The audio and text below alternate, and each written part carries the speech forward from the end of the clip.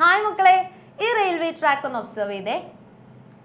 അതേപോലെ ഇത് electric lines ആണ്. ഈ ലൈൻസും ഒന്ന് നോക്കാട്ടോ. എന്താണ് ഈ ലൈൻസിന്റെ പ്രത്യേകത? ഇത് തമ്മിലുള്ള ഡിസ്റ്റൻസ് സെയിം ആണ്, പക്ഷെ അവർ ഒരിക്കലും എന്ത് ചെയ്യുന്നില്ല, മീറ്റ് ചെയ്യുന്നില്ല. ഇത്തരത്തിലുള്ള ലൈൻസിനെയാണ് നമ്മൾ എന്ത് വിളിക്കുന്നത്? പാരലൽ ലൈൻസ് എന്ന് പറയുന്നത്. സോ പാരലൽ ലൈൻസിന്റെ ഡെഫിനിഷൻ എന്താണ്? Two lines are said to be parallel if they are same distance apart and do not intersect at any point. Okay. അങ്ങനെയാണെങ്കിൽ ഈ ക്ലോക്ക് നോക്കി, 3 o'clock ആണ് ടൈം അല്ലേ? എന്താണ് ഈ ആംഗിളിന്റെ പ്രത്യേകത? എന്താണ്? 90 ഡിഗ്രി ആണ്.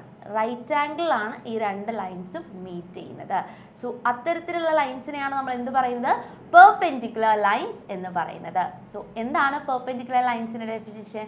Two lines that intersect at right angles are called perpendicular lines.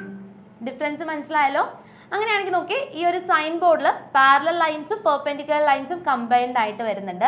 ഇതെന്തിനാണ് indicate ചെയ്യുന്നതെന്ന് ഒന്ന് കമൻറ്റ് ചെയ്യണേ.